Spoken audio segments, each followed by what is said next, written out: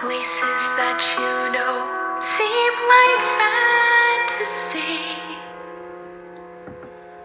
There's a light inside your soul that's still shining in the cold, with the truth, the promise in our hearts. Don't forget, I'm with you in the dark.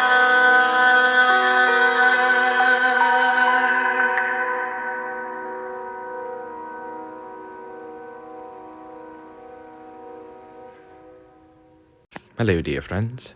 The motion picture you'll be going to see tonight will celebrate 10 years of Awdry's Railway Stories. Back in 1989, a woman named Britt Allcroft introduced Wilbert Awdry's stories, aka the Railway series, to the national public of America. And so for our presentation, you will be seeing, as presented by the Strasburg, Pennsylvania Railroad Company, 10 years of Thomas the Tank Engine and his friends.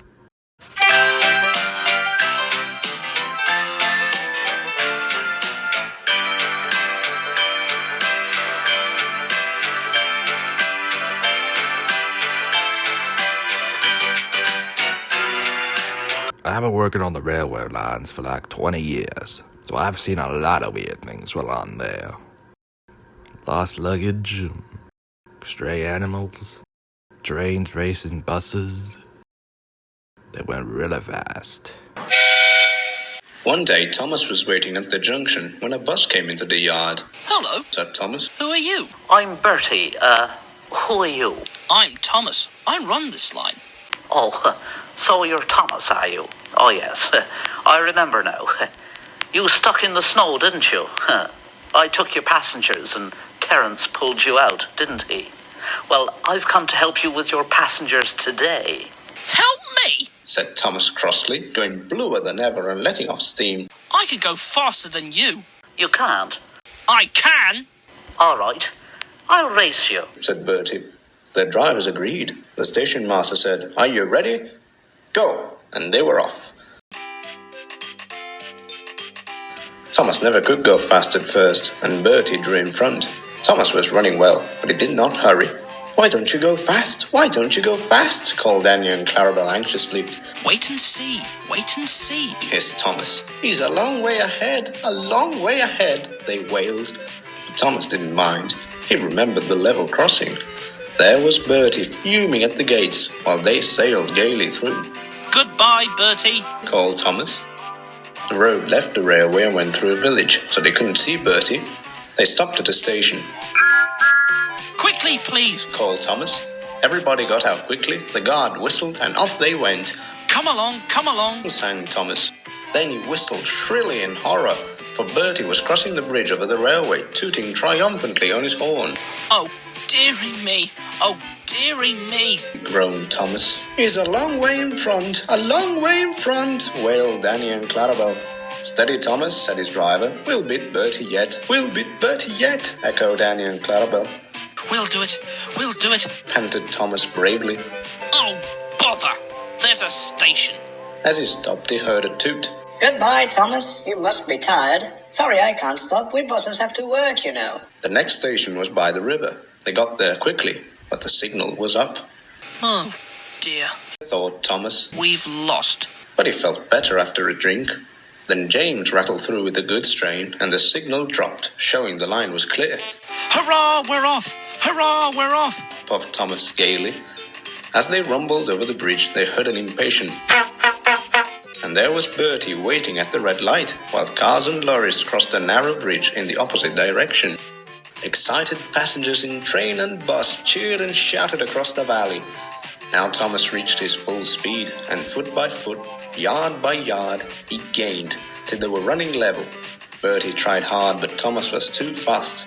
Slowly but surely he drew ahead, till whistling triumphantly, he plunged into the tunnel, leaving Bertie toiling far behind. I've done it! I've done it! Panted Thomas in the tunnel. "We've done it, hooray! We've done it, hooray!" chanted Annie and Clarabelle, and whistling proudly, they whooshed out of the tunnel into the last station. The passengers gave Thomas 3 cheers and told the station master and the porters all about the race. When Bertie came in, they gave him 3 cheers too. Well done, Thomas. That was fun. But to beat you over that hill, I should have to grow wings and be an aeroplane. Thomas and Bertie now keep each other very busy.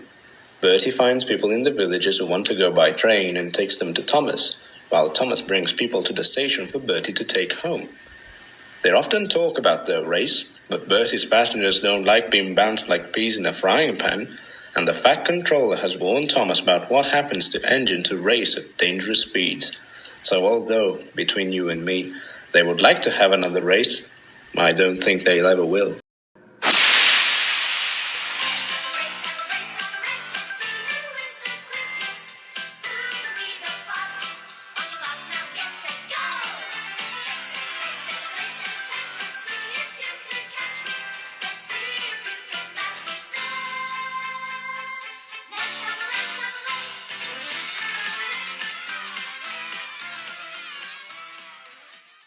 What I like better with the most out of all this team, whatever they want to call it, is that he mostly is the only one who's actually the most mature one. He's not bigoted about any other, engine.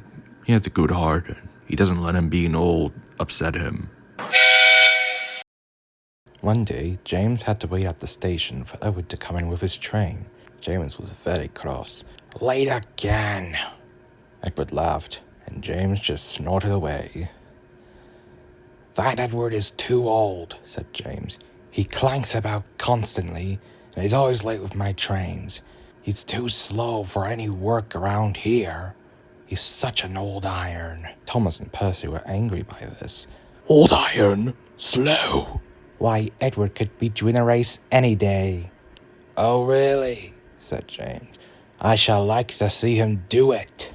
One day, James was parked near the yard. His driver was ill, and he needed to rest. Just as the signalman looked out of his office, he saw 2 boys fiddle with James' controls.